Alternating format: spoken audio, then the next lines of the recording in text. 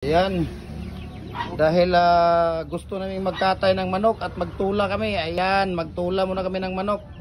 Ito pala ang sikreto nila pang ano yan. Anong ginagawa ninyo? Para walang buhok. matanggal yung balahibo? Oo. Ayun, ito pala sikreto nila oh. Oh, okay. Wala na ba? Ano yung buhok? Be, patingin nga kung wala namang balahibo. Ano? Yung sa'yo, Kuya Kembe. Patingin. Ang dami pang balahibo oh. Yung sa'yo, be? Hindi ah. Ang dami pang balahibo sa'yo ah. I-ano mo muna. Na. Ha? Hindi mo ko na makuha namin ng cukup ng guna. Ano? Ayo. Tapos yung isa, nasaan na yung isa? Dito pa sa timba. Ayan, nandito pa yung isa oh. Tayin muna natin maya yan.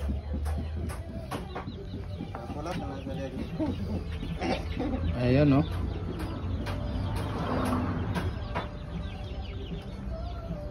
Apat yan yung inuli ay nakulo kapon ah. Ha? Nakawalan yung isa? Ayun yung isa nakalabas sa kulungan. Ayun.